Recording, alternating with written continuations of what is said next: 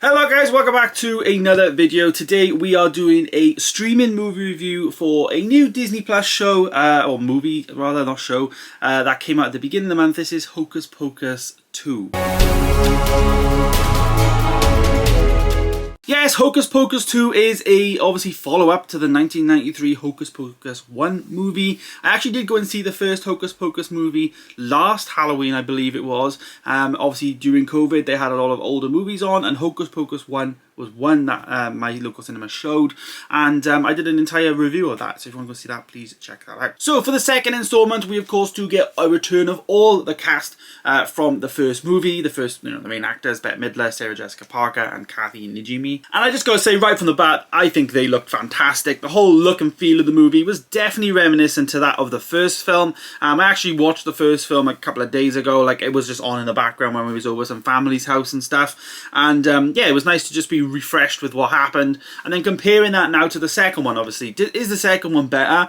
I don't think it is overall. I didn't enjoy it as much as I did the first one. The first one definitely will have some nostalgia there for some people. I mean, for me, it was the first time ever watching the first movie, like last year. So I guess for me, you could say that I'm not really a massive fan of the movies because, well, this is the first time I've really seen it. I don't have that nostalgia that some people would definitely have. One thing that I really did like about the movie, and I of course hope they would cover, would be the witches integrating with modern day technology. We had like them go into a supermarket, I think it was, and then the sliding doors, and they thought they were magic.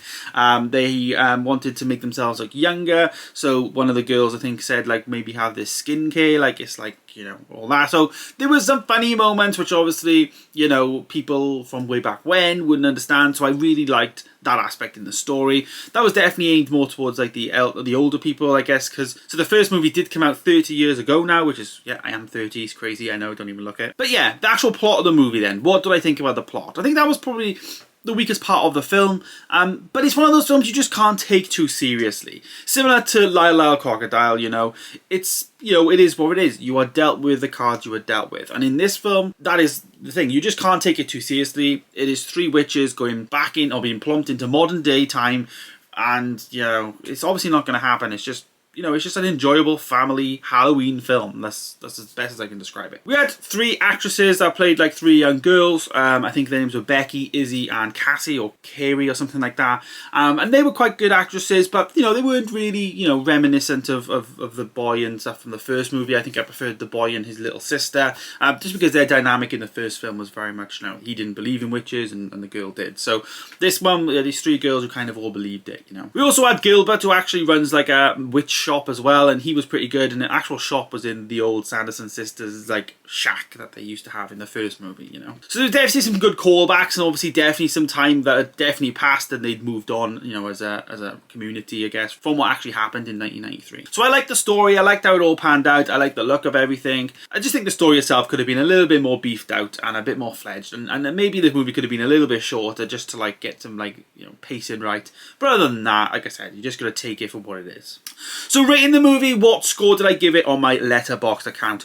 Well, I actually gave it a 3.5 stars. I gave a 4-star to the first movie, so I think a 3.5 star for the second is fair. It's not as good as the first one, as I said, but it's definitely, you know, an enjoyable family, you know, Halloween movie. I don't think we get enough of these. Everyone just goes crazy about Halloween movies being, you know, horror films. You know, we should get some family stuff, so it's nice to get a new one added now for people to watch. So yeah. Whenever I do these streaming reviews, I always say the question, should this have been released in the cinema? And I do have some questions about that. I don't know why Disney decided to put this on Disney Plus. I think it would have done really good in the cinema. Even if they just put it in the cinema, you know, over Halloween, you know, like the last week of October or something, maybe for like 2 weeks, and then put it on Disney Plus maybe middle of November. I just think that would have been better. Just, you know, kids do go to the cinema. I went to see Encanto. It was really busy. Do you know what I mean? Strange World is coming out in the cinema. So I think this would have done really well, you know, for kids over Halloween. When I look at the week's schedule now for this Halloween, and it's just all horror films. There's no kid movies out really, apart from just reruns of like Coraline or whatever. You know, it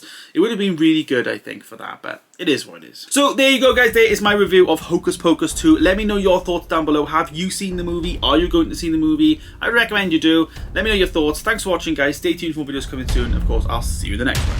Goodbye.